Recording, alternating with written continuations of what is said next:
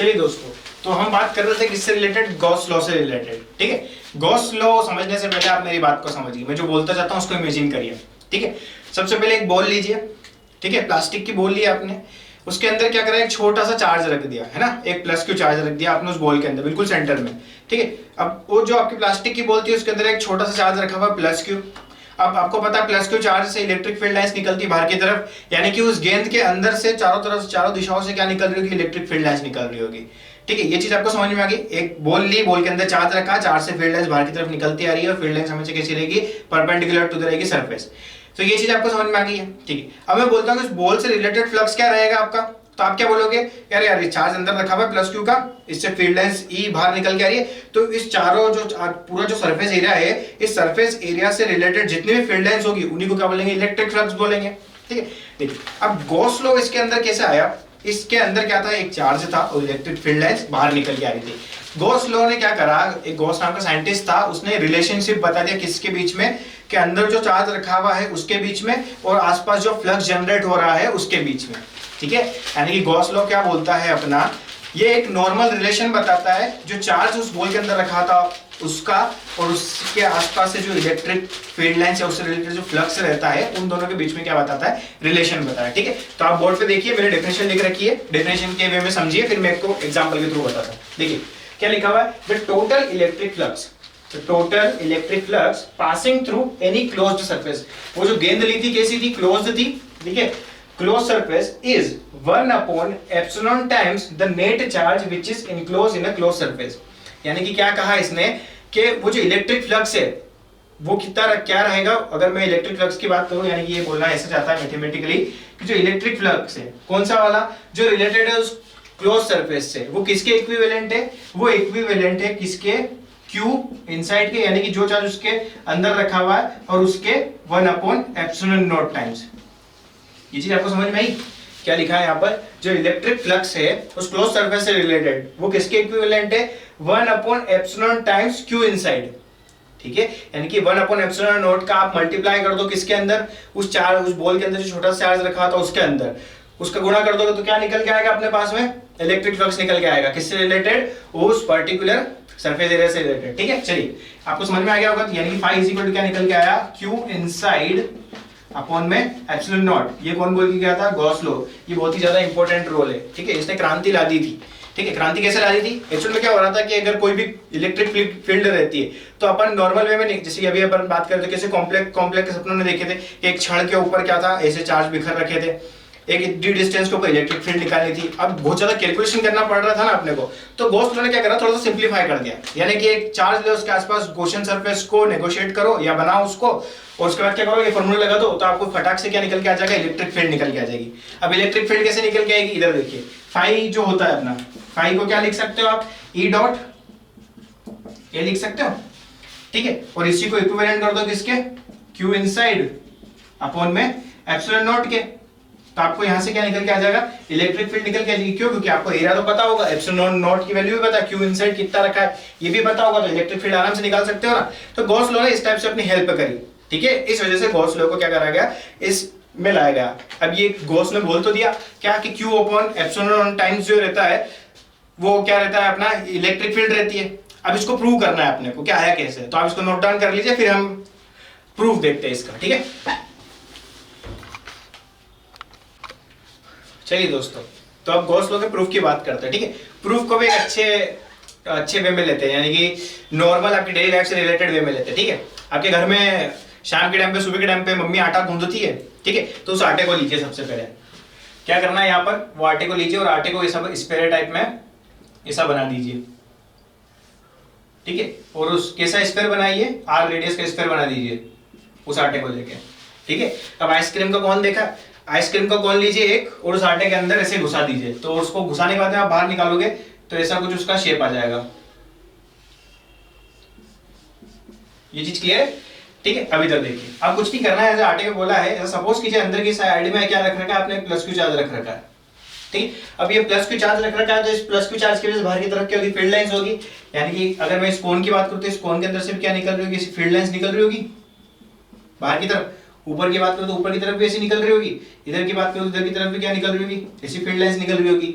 यहाँ की बात करूँ तो यहाँ से भी क्या निकल रही होगी, फील्ड लाइंस निकल रही होगी, यानी कि चारों दिशाओं से क्या निकल रही होगी, इसके अंदर फील्ड लाइंस निकल रही होगी। ये चीज आपको क्लियर होगी, ठीक है। अब देखिए मैंने यहाँ क्या लिया था, कौन लिया था, इसे घुसा के बाहर निकाल दिया मैंने, ये चीज आपको क्लियर हो गई है। अब इधर देखिए मैंने क्या करा, कुछ नहीं करा, मैंने क्या किया है, ये जो रेडियस थी आर थी, ये तो आपको सभी को पता है। देखिए अब मुझे क्या निकालना था, ये जो मैंने ऐसा एक ये जो गेंद ली थी आटे की, उसके अंदर क्यू चार्ज रखा था, तो इस क्यू चार्ज की वजह से इस पूरे सरफेस एरिया के ऊपर क्या रहेगा, कितना फ्लक्स रहेगा, सबसे पहले तो मुझे वो निकालना है। तो अगर मैं ऐसे नॉर्मल वे में निकालने गया तो इधर देखिए, अगर मैं यहाँ का एरिया लेता हूँ तो इसके लिए इलेक्ट्रिक फील्ड इधर है, इस वाली सरफेस एरिया को देखता हूँ तो इसके लिए इलेक्ट्रिक फील्ड निकल अलग इधर की तरफ है। अगर मैं एक एक निकालने गया तो ऐसे तो अपन पागल हो जाएंगे। तो अपन क्या करते हैं, इस पूरे सरफेस एरिया में से छोटा सा सरफेस एरिया अपन क्या कर रहे थे, निकाल लेते हैं। अपने जैसे पहले भी डिस्कशन करा था कि जहां पे भी अपने को बहुत सारी चीजें दिखती है तो अपन क्या करते हैं, छोटी सी चीज निकाल लेते हैं, उसके ऊपर कैलकुलेशन कर लेते हैं, फिर उसी को अपन क्या में डाल देते हैं, अपने इंटीग्रेशन की मशीन में डाल देते हैं, तो वो पूरा निकाल के दे देती है। ये चीज क्लियर है। तो यहाँ पे भी अपन सेम काम करेंगे, ठीक है। अपने क्या करा, एक बहुत बड़ा एरिया था तो आपने क्या करा, कौन घुसा के इतना सा एरिया आपने निकाल लिया, ठीक है। ये जो दिख रहा है छोटा सा एरिया ले लिया आपने, ठीक है, छोटा सा सरफेस एरिया लेना, यानी कि ये सरफेस एरिया कैसा होगा, डीए अमाउंट का होगा कुछ, और इसका वेक्टर किधर की तरफ होगा, ऐसी बाहर की तरफ होगा परपेंडिकुलर, यानी कि इसका जो वेक्टर होगा किधर की तरफ होगा, ये डीए वेक्टर भी होगा इधर की तरफ होगा, ठीक है। ये दिख रहा है आपको। चलिए इलेक्ट्रिक फील्ड भी इधर है, डीए वेक्टर भी इधर ही है, यानी कि दोनों के बीच के एंगल का जो थीटा है वो कैसा है, यहाँ पर जो थीटा रहेगा कैसा रहेगा, 0 डिग्री रहेगा। ये चीज क्लियर है। जिसे देखिए अब यहाँ पर ऐसे मैंने छोटा एरिया लिया है, तो ऐसे छोटे छोटे में बहुत सारे एरिया ले सकता हूँ, और सारे छोटे एरिया को मर्ज कर दूंगा तो पूरी सरफेस का निकल के आ जाएगा, ठीक। मगर अपने को एक एक निकाल के मर्ज नहीं करना है, अपने पास एक जादू है यानी कि इंटीग्रेशन है, उसके अंदर जैसे पुट करेंगे तो ऑटोमेटिक एड करके अपने को दे देगा। ये चीज क्लियर है। चलिए आगे देखिए, ये चीज आपको समझ में आ गई। क्या करा मैंने, छोटा सा एरिया लिया है, ठीक है, उससे एरिया वेक्टर निकाला है, उससे रिलेटेड अपने को चीज निकालनी है। सबसे पहले अपन बात करते हैं इलेक्ट्रिक फील्ड की, ठीक है। इलेक्ट्रिक फील्ड जो रहेगी, electric field related to this area, या फिर अपन ऐसा बोल सकते हैं electric field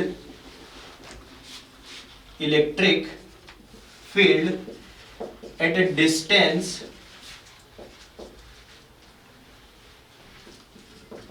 distance capital R from the charge Q। ये जो अपना Q रखा ना इनसाइड, इससे R डिस्टेंस में कितनी फील्ड होगी, क्योंकि ये R है ना, तो अपना ने फॉर्मूला देख रखा है क्या, E इज इक्वल टू क्या होता है अपने पास में, जल्दी से याद कीजिए, अपने पढ़ा था KQ बाय R स्क्वायर, अपन पहले निकाल चुके हैं। पॉइंट चार्ज की वजह से इलेक्ट्रिक फील्ड कितनी निकल गई थी, KQ बाय R स्क्वायर। तो यहाँ लिख दूं K, यहाँ पे लिखा मैंने Q, और अपन में क्या लिख दूं R स्क्वायर, यानी कि इतनी इलेक्ट्रिक फील्ड होगी। अब इसकी जो वैल्यू निकालनी है वो अपन गॉस लॉ की हेल्प से निकालेंगे। ये चीज आपको समझ में आई।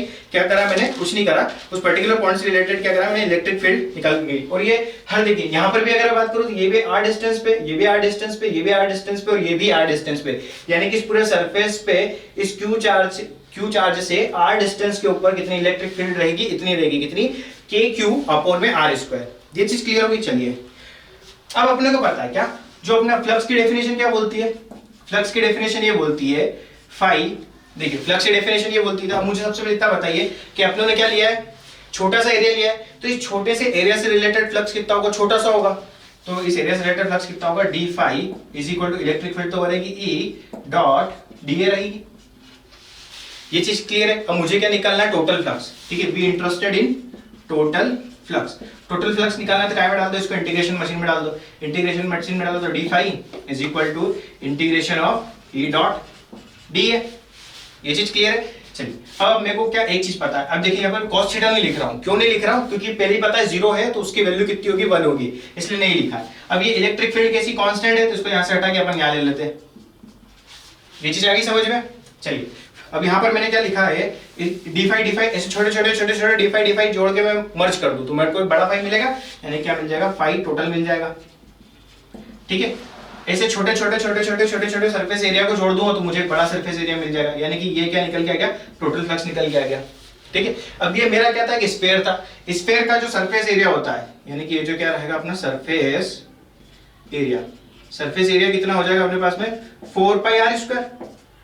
ये चीज क्लियर है। यहाँ वैल्यू अगर मैं पुट करता हूं तो क्या आ जाएगा मेरे पास, E dot 4 pi r square, ठीक है। अब अपना जो गॉस था वो कुछ एक वैल्यू देके गया था, ठीक है, क्या देके गया था, Q upon epsilon not times, ठीक है, वही के बराबर आना चाहिए। तो अपन देखते हैं आता भी है या नहीं आता। तो यहाँ पर लिखा मैंने फाई, ये टोटल की बात कर रहे हैं अपन, ये चीज क्लियर होगी। अब ई अपने ने कितना निकाला, के क्यू ओपन में आर स्क्वायर, तो यहाँ पर मैं वैल्यू लिखता हूँ, यहाँ लिख देता हूँ मैं के क्यू। अब ये क्यू भी कौन सा इनसाइड वाला, तो यहाँ पे इनसाइड लिख देता हूँ मैं, अपॉन में क्या आ गया आर स्क्वायर। ये चीज क्लियर है। और यहाँ पर कितना चल रहा है 4 पाई आर स्क्वायर। ठीक है, अब एक चीज देखिए, ये आर स्क्वायर से आर स्क्वायर होगा कैंसिल। ठीक है, अब चलिए थोड़ा सा यहाँ देख लीजिए, इधर आ जाते हैं अपन। यहाँ अगर मैं बात करूं तो phi total is equal to क्या, के को क्या लिख सकते हैं अपन 1/4 पाई एप्सिलॉन नॉट। ठीक है, और यहाँ पर क्या चल रहा है क्यू इनसाइड, तो यहाँ पर क्यू इनसाइड लिख देता हूं मैं। ठीक है, और यहाँ क्या बचा 4 पाई बचा, 4 पाई बचा, ये 4 पाई से 4 पाई कैंसिल, यानी कि फाइव टोटल कितना निकल के आ गया अपने पास में क्यू इनसाइड अपॉन में एप्सिलॉन नॉट। यानी कि ये अपना प्रूफ हो चुका है किसका, गॉस लॉ का। ठीक है, गॉस यही बोल के गया था कि अगर कोई चार्ज किसी क्लोज सरफेस के अगर अंदर रखा हुआ होता है, ठीक है, तो उस सरफेस से रिलेटेड जो फ्लक्स रहता है वो किसके इक्विवेलेंट रहता है, q inside upon epsilon not के इक्विवेलेंट रहता है। ये चीज आपको समझ में आ गई, इस चीज को नोट कर लीजिए, ये था अपना गॉस लॉ और उसका प्रूफ। ठीक है, ये चीज आपको समझ में आ गई होगी। गॉस लॉ कुछ नहीं है, रिलेशन बताता है किसके बीच में, इलेक्ट्रिक फील्ड और उस इलेक्ट्रिक फील्ड किससे रिलेटेड, उस क्लोज सरफेस से रिलेटेड, और उस क्लोज सरफेस के अंदर जितना चार्ज रखा हुआ है उन दोनों के बीच में रिलेशन बताता है। ठीक है, चलिए आप इसको नोट डाउन कर लीजिए। चलिए दोस्तों, बोर्ड पे आपको जैसा दिख रहा होगा, फॉर्मूला अभी आपने डिराइव करा क्या, फाई इज इक्वल टू क्या था, क्यू इनसाइड अपॉन में एप्सिलॉन नॉट। यहाँ पर जो आर आया था जो क्लोज सरफेस से रिलेटेड था वो तो कैंसिल आउट हो गया, यानी कि ये रेडियस से तो इंडिपेंडेंट है। यानी कि मैंने यहाँ पर नोट लिख रखा है कि जो फ्लक्स है, यानी कि phi is also independent of shape of close surface. Close surface कैसी भी हो, फ्लक्स को फर्क नहीं पड़ने वाला। ठीक है, देखिए यहाँ पर मैंने क्या ट्राइंगल बना रखा है, ट्राइंगल के एग्जैक्ट सेंटर में क्या रख रखा है, मैंने क्यू चार्ज रख रखा है। तो अब इस ट्राइंगल, ये क्लोज सरफेस बना, एक क्या है, ये ट्राइंगल टाइप में क्या दे रखा है आपने को, एक कोन दे रखा है। सॉरी मैं ट्राइंगल बोल रहा था, एक्चुअली में कोन दे रखा है। ठीक है, 3D की बात कर रहे हैं ना, तो कोन है ये। इसके अंदर मैंने क्या रख रखा है, एक चार्ज रख रखा है। इससे रिलेटेड फ्लक्स कितना होगा, ये क्लोज सरफेस है। ठीक है, तो गॉस लॉ के अकॉर्डिंग क्या हो जाएगा यहाँ पर क्यू अपॉन में एप्सिलॉन नॉट, और क्यू कौन सा है यहाँ पर, इनसाइड वाला। ये चीज आपको क्लियर होगी। ठीक है, यानी कि सरफेस से इंडिपेंडेंट है, सरफेस कैसी भी हो सकती है। ठीक है, कोन भी हो सकता है। ठीक है, या फिर अगर मैं बात करूँ कि ये इस टाइप से भी हो सकता है। ठीक है, ये अब अपने को एक क्या बोलते हैं आप इसको, बेलन। ठीक है, बेलन वेव भी हो सकता है।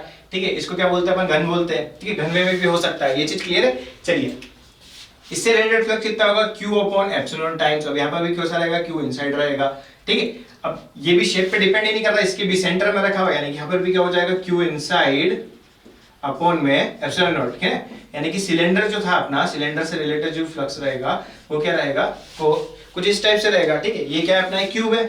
ठीक है, क्यूब से रिलेटेड भी कितना रहेगा, क्यू इनसाइड अपॉन में एप्सिलॉन नॉट, और ये क्या अपना कोन है, तो इससे रिलेटेड भी क्या रहेगा, क्यू अपॉन में एप्सिलॉन नॉट टाइम्स। क्योंकि ये क्या है, इंडिपेंडेंट है शेप से। ठीक है, क्यों इंडिपेंडेंट है, अभी डिस्कस कर लिया कि आर तो कैंसिल हो गया, तो शेप से इंडिपेंडेंट ही रहेगा। अब देखिए मैंने क्या कर रखा है, ऐसी गेंद बना रखी है, बीच में से सेपरेशन दे रखा है, यहाँ पर Q1 चार्ज रखा है, यहाँ पर Q2 दे रखा है, और बाहर की तरफ यानी कि बाहर आउट ऑफ द शेल बाहर दे रखा है Q3 चार्ज। अब मुझे निकालना है कि टोटल फ्लक्स इस पर्टिकुलर जो स्फीयर से रिलेटेड कितना रहेगा। ठीक है, चलिए तो अगर मैं बात करूं, ये मेरा पहला Q1 चार्ज है, तो Q1 चार्ज की वजह से जो फ्लक्स रहेगा वो φ1 रहेगा। कितना रहेगा, अपन ऐसा लिख सकते हैं कि इसको E.dA लिख सकता हूं मैं, लिख सकते हैं ना। चलिए, और ये किसके इक्विवेलेंट हो जाएगा, अपना Q1 अपॉन में एप्सिलॉन नॉट, जैसे गॉस लॉ बोल के क्या था। अब अगर मैं Q2 की बात करूं यानी कि φ2 की अगर बात करूं, तो ये कितना हो जाएगा, ये भी E.dA हो जाएगा। ठीक है, अब Q1 से रिलेटेड जो रहेगी उसको E1 नाम दे देते हैं, Q2 से रिलेटेड जो इलेक्ट्रिक फील्ड रहेगी उसको E2 नाम दे देते हैं। ठीक है, अब यहाँ पर जो ये रहेगा किसके इक्विवेलेंट रहेगा, Q2 अपॉन में एप्सिलॉन नॉट। ठीक है, अपने ने कुछ नहीं करा है, गॉस लॉ लगाया है और फाई की जो डेफिनेशन के थ्रू अपने ने ये फॉर्मूला लिख रखे हैं। अब Q3 की अगर मैं बात करूं तो φ3 कितना हो जाएगा अपने पास में, ये हो जाएगा E3.dA। ठीक है, अब Q3 की अगर बात करूं तो यहां पर कौन सा रखा था, इनसाइड। क्या Q3 इनसाइड है, नहीं है, तो यहाँ कितना आ जाएगा 0 अपॉन में एप्सिलॉन नॉट। अगर ये Q3 भी अगर इसके इनसाइड होता तो मैं यहाँ पर Q3 लिख सकता था, मगर गॉस लॉ क्या बोल के गया कि इनसाइड होना चाहिए। अब ये इनसाइड तो है नहीं। ठीक है, तो यानी कि अगर मैं बात करूं टोटल फ्लक्स की, फाई टोटल की, तो कितना हो जाएगा φ1 प्लस φ2 प्लस φ3, यानी कि इसको अपन ऐसा लिख सकते हैं क्या, phi total is equal to E1 plus E2 plus E3। ठीक है, इंटीग्रेशन ऑफ डी है, क्योंकि सरफेस एरिया तो सेम ही रहेगा ना सबके लिए। क्लियर है। अब फ्लक्स की अगर मैं बात करूं तो कितना हो जाएगा मेरे पास में, Q1 अपॉन में epsilon not plus Q2 upon में एप्सिलॉन नॉट, वो टर्म तो जीरो होगी। तो यहां से एक चीज कंक्लूजन निकल के आपके पास में क्या आया कि जो चार्ज है इनसाइड हो या आउटसाइड हो, इलेक्ट्रिक फील्ड तो चार्ज की वजह से रहेगी। ठीक है, मगर जो फ्लक्स रहेगा वो फ्लक्स किसकी वजह से रहेगा, खाली जो दो इनसाइड है उसके अंदर उन्हीं की वजह से रहेगा। यानी कि अगर मैं नोट की बात करूं तो क्या आप लिख सकते हैं, the net electric field is here due to all the charges but the net flux is only due to two charges Q1 and Q2 because they are inside the sphere. ये चीज आपको क्लियर हो गई है। चलिए आपको समझ में आ गया होगा कि कितने भी चार्ज अगर यहाँ रखे होते हैं तो नेट इलेक्ट्रिक फील्ड तो सबकी वजह से होती है, मगर अगर फ्लक्स की बात करूं तो फ्लक्स किन की वजह से होता है, जो उस क्लोज सरफेस के अंदर है उन्हीं की वजह से क्या रहता है, फ्लक्स रहता है। चलिए इसको नोट डाउन कर लीजिए आप। चलिए दोस्तों, तो गॉस लॉ के बारे में अपन डिस्कशन कर चुके हैं। अब बात करेंगे अपन किससे रिलेटेड, गॉस लॉ के एप्लीकेशन से रिलेटेड। ठीक है, तो गॉस लॉ के एप्लीकेशन में पहला टॉपिक देखिए अपना क्या है, find the electric field due to a finite long charged wire. देखिए आपको दिख रहा है, मैंने एक चार्ज्ड वायर ले रखा है। ठीक है, इससे रिलेटेड मुझे क्या निकालनी है, इसकी वजह से कितनी इलेक्ट्रिक फील्ड रहेगी मुझे वो निकालनी है। ठीक है, तो क्या करेंगे अपन, गॉस लॉ का एप्लीकेशन है तो गॉस लॉ लगाना पड़ेगा। तो गॉस लॉ लगाने के लिए अपने को क्या करना पड़ेगा, इसके आसपास एक गॉसियन सरफेस बनानी पड़ेगी। अब गॉसियन सरफेस क्या होती है, आप पूछेंगे तो गॉसियन सरफेस क्या होती है, कुछ नहीं होती है, एक हाइपोथेटिकल क्या होती है, एक हाइपोथेटिकल क्लोज सरफेस होती है जिसके अंदर अपन चार्ज को इनक्लोज करते हैं। ठीक है, और वो इनक्लोज चार्ज अगर किसी क्लोज सरफेस के अंदर चले गया तो अपन गॉस लॉ लगा सकते हैं, क्योंकि गॉस लॉ जो था किससे रिलेटेड था, क्लोज सरफेस से रिलेटेड था। तो चलिए देखिए अपन इसके आगे एक गॉसियन सरफेस बनाते हैं। अब एक चीज ध्यान रखिए, गॉसियन सरफेस कैसी होनी चाहिए, सिमेट्रिक होनी चाहिए। क्यों, क्योंकि इलेक्ट्रिक फील्ड अभी अपने देखा था कि आपने जो आटा लिया था उसे आर रेडियस के ऊपर अपने इलेक्ट्रिक फील्ड निकाली थी, वो कैसी थी, सिमेट्री थी ना, इसलिए यहाँ पर भी कैसा लेना पड़ेगा, सिमेट्री। अब इसके लिए सिमेट्री कैसे बना सकते हैं, तो यहाँ पर मैं ड्रॉ करूंगा क्या, इसके आसपास एक सिलेंडर। अब देखिए कैसे ड्रॉ करूंगा मैंने यहाँ क्या करा, ऐसा एक गोला बना दिया यहाँ पर। ठीक है, और एल लेंथ का मैंने एक सिलेंडर ले लिया। ठीक है, अब जो इलेक्ट्रिक फील्ड निकल के आएगी ना, वो इस जो सिलेंडर लिया ना इससे रिलेटेड ही निकल के आएगी। कितनी लेंथ है इसकी, एल लेंथ ले ली। ये चीज आपको क्लियर हो गई है। चलिए अगर मैं बात करूं तो इसका रेडियस होगा कुछ, यहां से लेके यहां तक कितना होगा, आर होगा, और यहां से लेके यहां तक भी कितना है, आर ही है, यानी कि होगी सिमेट्री। चलिए अब इधर देखिए, ये चीज समझ में आ गई। अब देखिए आपको एक सरफेस ये दिख रही होगी, एक सरफेस ये दिख रही होगी, और एक सरफेस ऐसी गोल वाली दिख रही होगी। टोटल कितनी सरफेस, तीन सरफेस है, पहली सरफेस ये, दूसरी सरफेस ये, और तीसरी सरफेस ये। ठीक है, तो इससे रिलेटेड अगर मैंने फ्लक्स कैलकुलेट कर लिया तो उस फ्लक्स के थ्रू में क्या इलेक्ट्रिक फील्ड निकाल सकता हूं, तो हाँ बिल्कुल निकाल सकते हैं, क्योंकि अपने को फॉर्मूला पता है गॉस लॉ का। तो चलिए देखते हैं कि आगे अपन क्या करते हैं। ये चीज समझ में आ गया। चलिए तो यहां मैं लिख देता हूं, देयर आर थ्री सरफेसेस। ठीक है, 1 2 एंड 3। ठीक है, इनसे रिलेटेड क्या करना है अपने को, टोटल फ्लक्स निकालना है। ठीक है, तो फ्लक्स जो टोटल रहेगा वो क्या हो जाएगा अपने पास में, φ1 प्लस φ2 प्लस φ3। इलेक्ट्रिक फील्ड निकालनी, गॉसियन लॉ के थ्रू निकालने, तो गॉसियन लॉ फ्लक्स और इलेक्ट्रिक फील्ड के बीच में रिलेशन बताता है। तो अपन क्या करेंगे, फ्लक्स और इलेक्ट्रिक फील्ड के बीच में रिलेशन बताता है, तो अपने क्या करा, पहले फ्लक्स निकाल लिया। टोटल फ्लक्स किससे रिलेटेड होगा, इस वाले सरफेस से, इस वाले सरफेस से, और इस वाले सरफेस से रिलेटेड होगा। ठीक है, चलिए अब देखिए क्या कर सकते हैं अपन। अब बहुत बड़े बड़े एरिया है तो यहाँ क्या करा मैंने, सबसे पहले इस तीसरी वाली सरफेस की अगर मैं बात करूं तो यहाँ पर मैंने एक छोटा सा एलिमेंट कट कर लिया। कितना एलिमेंट कट करा, कोई एक डीए एलिमेंट कट कर लिया। इसका एरिया वेक्टर किधर रहेगा, इधर की तरफ रहेगा। ये चीज क्लियर। अब इससे जो फील्ड लाइंस निकल रही होगी वो कुछ इस डायरेक्शन में निकल रही होगी। ठीक है, यानी कि इससे जो निकलने वाली फील्ड लाइंस होगी उसका डायरेक्शन क्या होगा, कुछ इस डायरेक्शन में होगा।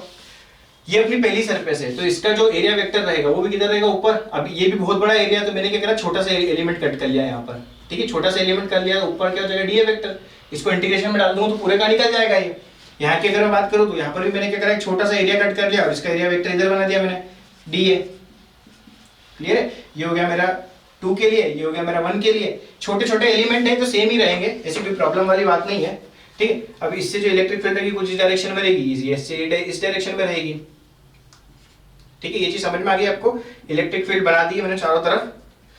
ठीक है, ये डीए एलिमेंट मैंने यहाँ ले लिया, तो ये मेरी पूरी सरफेस के लिए सफिशिएंट होगा। अब देखिए φ1 की बात करूँ तो φ1 को क्या लिख सकते हैं अपन, φ1 को लिख सकता हूँ मैं। φ1 की अगर बात करूँ तो ये मेरा φ1 है, तो यहाँ मैं क्या लिख सकता हूँ, इंटीग्रेशन ऑफ ई, ठीक है, डॉट dA1 यहाँ पर कितना आ जाएगा, cos थीटा। ठीक, अब देखिए अगर मैं इस सरफेस की बात करूँ, ये मेरी पहली सरफेस है, इससे रिलेटेड जो डीए वेक्टर है वो ऊपर की तरफ है, और जो लॉन्ग वायर था अपना प्लस वाला, इसकी वजह से जो फील्ड लाइंस बन रही है वो इस डायरेक्शन में बन रही है। दोनों के बीच में एंगल कितना है, 90 डिग्री। तो थीटा कितना आ गया अपने पास में, 90 डिग्री आ गया। ये चीज देखिए आपको। चलिए तो यहाँ मैं क्या लिख सकता हूँ, cos थीटा की जगह 90 डिग्री लिख दिया मैंने। ठीक है, cos 90 कितना होता है आपके पास में, 0 होता है। तो ये पूरी टर्म क्या हो जाएगी मेरी 0।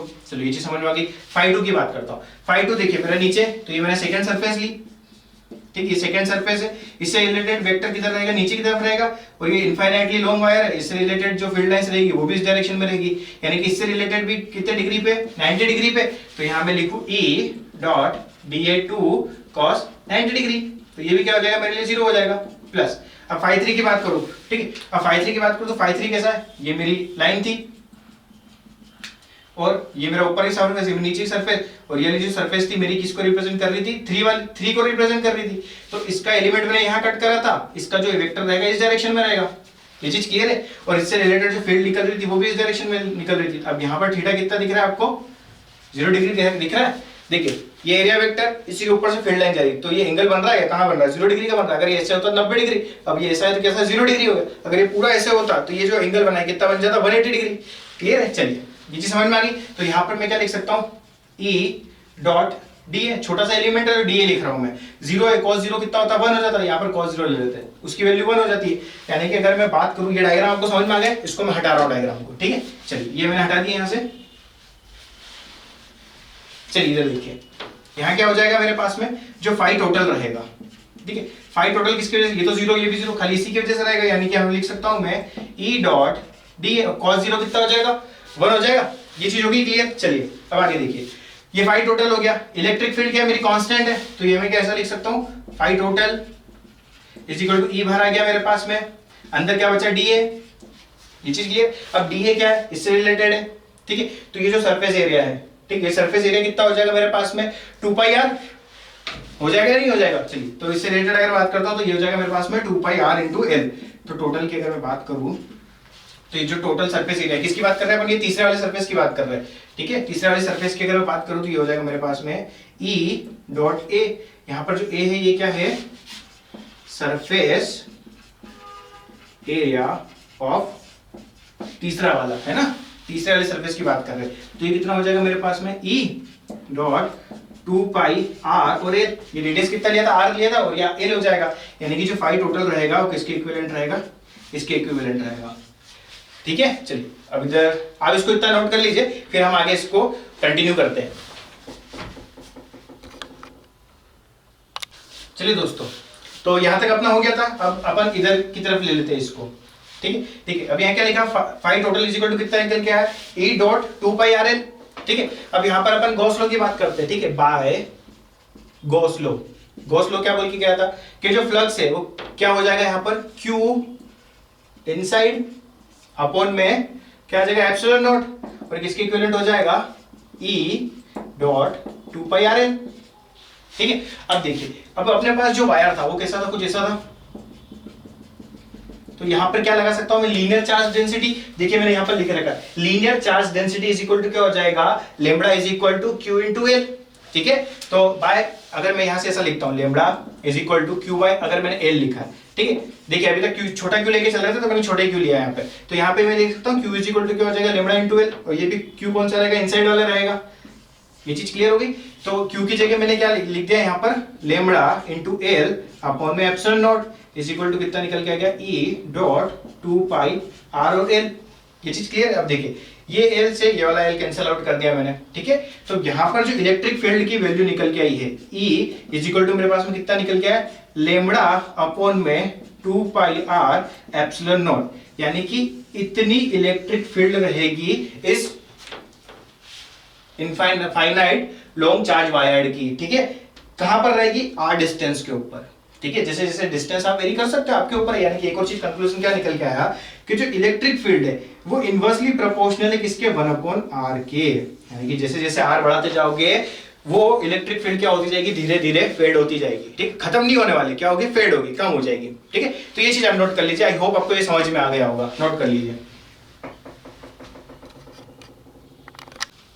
चलिए दोस्तों, तो क्या है अपने पास में, एक और एप्लीकेशन है, क्या लिखी हुई, ध्यान से पढ़िए। Find the electric field due to a charged plane sheet. यानी कि यहाँ पर एक प्लेन शीट दे रखी है आपको, ठीक है। इसको ऐसा लिखिए, ये आपके पास में क्या है, एक प्लेन शीट दे रखी है, ठीक है। इसके ऊपर क्या है, चार्ज है, ठीक है। तो इस प्लेन चार्ज वाली जो शीट है इसकी वजह से कितना क्या इलेक्ट्रिक फील्ड रहेगा अपने को वो निकालना है। पर्टिकुलर एक्स डिस्टेंस के ऊपर अभी अपन बात करेंगे। तो मैंने क्या करा, एक गॉसियन सरफेस कंसीडर करी, क्योंकि गॉस लॉ की एप्लीकेशन की बात करें तो गॉसियन सरफेस कंसीडर करी। तो मैंने क्या करा, एक सिलेंडर बना लिया, ठीक है। यहां से लेके यहां तक की लेंथ हो गई x और यहां से लेके पीछे तक की लेंथ हो गई x। ये चीज आपको क्लियर होगी। अब देखिए ये गॉसियन सरफेस अपन बना चुके हैं, ठीक है, एक क्लोज सरफेस बन गई, ये गॉसियन सरफेस इसको बोलते हैं। अब इसके अंदर टोटल आपको कितनी सरफेस दिख रही है, 3 सरफेस मिलके ये गोल सरफेस, मतलब ये क्लोज्ड सरफेस बना रही है। देखिए एक मुझे दिख रहा है ये वाला, इसको 1 नाम दे देता हूं मैं, ठीक। एक दिख रहा है मेरे को ये वाला, इसको अपन 2 नाम दे देते हैं। और एक ये पूरा दिख रहा है आपको ऐसे रोल करा हुआ है, ये मैं इसका नाम देता हूं 3। यानी कि ये जो पोर्शन है पूरा, ये वाले को नाम दे दिया आपने, 3 नाम दे दिया, ठीक है। तो यहाँ पर जो अपना फ्लक्स रहेगा, ठीक है, जो फ्लक्स रहेगा वो किस किस से रिलेटेड रहेगा, 1 से, 3 से और इस 2 से रिलेटेड रहेगा, ठीक है। अब देखिए ये क्या है, एक शीट है, तो शीट का कुछ एरिया होता है ना, यानी कि यहाँ पर चार्ज जो है लीनियर वे में नहीं डिस्ट्रीब्यूटेड है। कैसे डिस्ट्रीब्यूटेड है, एरिया के फॉर्म में डिस्ट्रीब्यूटेड है। तो अपन जैसे 3 टाइप की अपने डेंसिटी पढ़ी थी, कौन सी पढ़ी थी, लीनियर चार्ज डेंसिटी, एक पढ़ी थी एरिया चार्ज डेंसिटी, और एक और क्या पढ़ा था, वॉल्यूम चार्ज डेंसिटी। तो अब एरिया चार्ज डेंसिटी का काम यहाँ पर आया। इधर देखिए, तो मैंने यहाँ लिखा area charge density is equal क्या हो जाएगा अपना, सिग्मा से रिप्रेजेंट करते क्या हो जाएगा, चार्ज पर यूनिट एरिया। ये चीज क्लियर हो गई। चलिए आई होप आपको ये चीज समझ में आ गई होगी। अपन आगे बढ़ते हैं, ठीक है। गॉसियन सरफेस अपने कंसीडर कर लिए, तब अपन अब बात करते हैं the total flux is related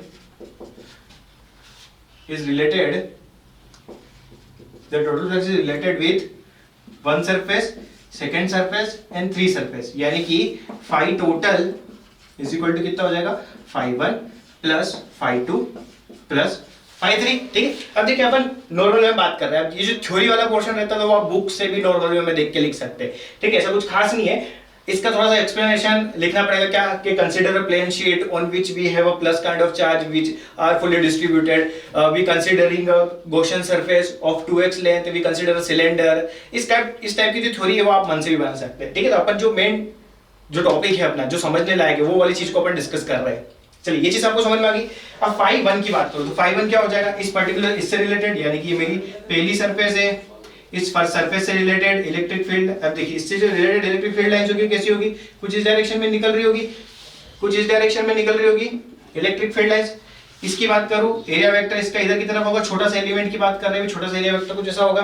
तो यहाँ पर जो फ्लक्स आ जाएगा वो कितना आ जाएगा मेरे पास में, E डॉट dA, और यहाँ पर कितना आ जाएगा, cos थीटा कितना है, 0 डिग्री, तो cos 0 डिग्री, ठीक है। प्लस फाई 2 की बात करूं तो 2 मेरा कुछ इस डायरेक्शन में था, तो इलेक्ट्रिक फील्ड इस डायरेक्शन की इधर रही, इधर की तरफ थी, क्योंकि शीट तो अपनी यहाँ थी, इसके लिए यहाँ थी और इसके लिए यहाँ है, तो इलेक्ट्रिक फील्ड इधर। और अब की बार जो dA वेक्टर है वो भी इधर ही है, यानी कि अभी भी एंगल कितना बन रहा है, 0 डिग्री बन रहा है, ठीक है। तो यहाँ भी मैं क्या लिख सकता हूँ, E dot dA cos 0 degree. ये चीज आपको क्लियर हुई। तो अब देखिए तीसरी सरफेस कौन सी, अपनी ये वाली सरफेस है तीसरी, और बीच में प्लेन शीट रख रखी है, ठीक है। इसका जो इलेक्ट्रिक फील्ड डायरेक्शन ये रहेगी, और इसका जो वेक्टर रहेगा dA वेक्टर वो ऊपर की तरफ रहेगा, यानी कि एंगल कितना बन गया ये वाला, 90 डिग्री। तो यहाँ पे मैं क्या लिख सकता हूँ, ये आपको दिख रहा है, हाँ दिख रहा है। चलो यहाँ पे लिख सकता हूँ E डॉट dA, यहाँ पर कितना लिखते हैं, cos 90 डिग्री। ये चीज क्लियर है। चलिए अब cos 90 कितना होता है, 0 होता है, मालूम है आपको। तो ये टर्म कितनी हो जाएगी मेरे लिए, 0 हो जाएगी, ठीक। चलिए मैं इसको थोड़ा सा रफ कर देता हूँ, ये वाला पोर्शन आपको समझ में आ गया, इसको रफ कर देते हैं अपन। चलिए इधर देखिए, फाई टोटल की बात कर रहे थे अपन, ठीक है। चलिए E डॉट dA cos 0 और E डॉट dA cos 0, ये चीज आपको क्लियर होगी। तो यहाँ पर मैं क्या लिख सकता हूँ, देखिए ये मेरे पास में जो एग्जैक्ट वैल्यू निकल के आएगी वो निकल के आ रहा है क्या यहाँ पर, ये तो 1 हो जाएगा, यानी कि E dot dA plus E dot dA cos 0 1 हो जाएगा। तो यहाँ से मेरे पास, अब देखिए यहाँ पर अगर मैं बात करूं तो ये Q टोटल दे रखा है, तो मैं यहाँ क्या लगा सकता हूँ, बाय गॉस लॉ की एप्लीकेशन की बात करें ना, तो गॉस लॉ क्या बोलता है, यहाँ पर मैं लिख सकता हूँ Q इनसाइड अपॉन में एप्सिलॉन नॉट, ठीक है। चलिए अब ये क्या हो जाएगा, E छोटे छोटे एरिया को मर्ज करके इंटीग्रेशन डाल रखा, तो A हो जाएगा, इसका भी क्या हो जाएगा, A हो जाएगा। ये चीज समझ में आई। चलिए तो ये मेरे पास में कितना हो गया टोटल, 2EA। अब यहाँ पर Q इनसाइड दे रखा है, और अभी अपने देखा क्या, यहाँ पर क्या, एरिया चार्ज डेंसिटी,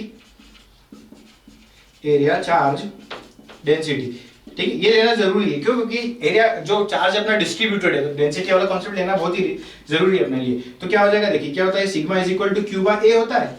अपने को क्यू की वैल्यू निकालनी है, q inside is equal to मैं क्या ले सकता हूं, सिग्मा ए। ठीक है, ये चीज आपको समझ में आ गई। तो क्यू की जगह मैं क्या लिख दूं, सिग्मा ए अपॉन में एप्सिलॉन नॉट। ये चीज लिख दी मैंने। अब इधर देखिए, ये तो इलेक्ट्रिक फील्ड थी अपनी, ठीक है, ये चीज आपको समझ में आ गई। ये कहती है अपनी इलेक्ट्रिक फील्ड थी। तो यहां से अगर मैं ई की वैल्यू अगर निकालना चाहूं, देखिए इस ए से ए कैंसिल हो गया, वो मेरे पास में जो ई निकल के आया, वो ई कितना निकल के आया, सिग्मा अपॉन में 2 एप्सिलॉन नॉट। ये मेरे पास में क्या निकल के आ गया, ई की वैल्यू निकल के आ गई। ठीक है, तो ये चीज आपको समझ में आ गई कि प्लेन शीट की वजह से जो इलेक्ट्रिक फील्ड रहेगी किसी पर्टिकुलर, अच्छा आ गया एक और चीज, प्लेन शीट की वजह से इलेक्ट्रिक फील्ड कितनी निकल गई, सिग्मा अपॉन में 2 एप्सिलॉन नॉट। ये इंडिपेंडेंट है एक्स से, ये चीज क्लियर है। चलिए, E is independent of x, यानी कि डिस्टेंस से क्या है, इंडिपेंडेंट है। ये चीज आपको समझ में आ गई, इसको नोट डाउन कर लीजिए प्लीज।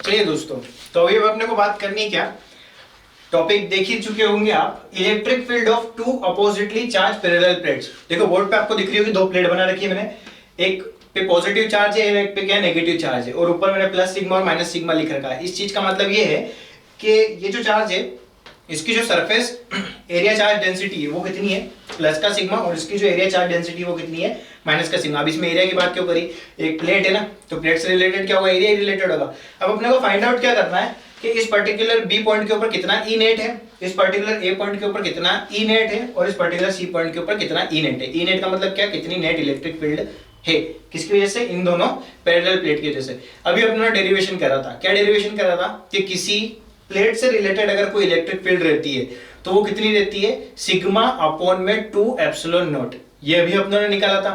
ठीक है, यानी कि अगर मैं बात करूं, ये चलो अभी पॉजिटिव प्लेट की बात करते हैं। अगर मैं बात करूं पॉजिटिव प्लेट से जो रिलेटेड इलेक्ट्रिक फील्ड रहेगी उसको नाम दे दिया मैंने क्या, E1।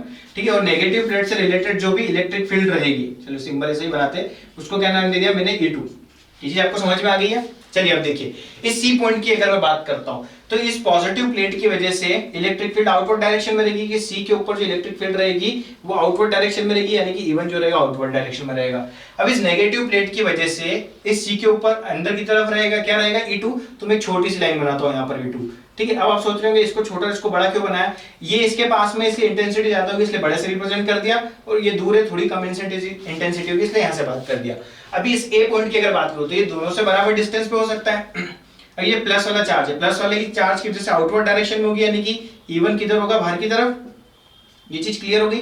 अब E2 की बात करूं तो E2 भी किधर होगा, इधर की तरफ ही होगा, यानी कि E2 भी किधर रहेगा, इधर की तरफ ही रहेगा।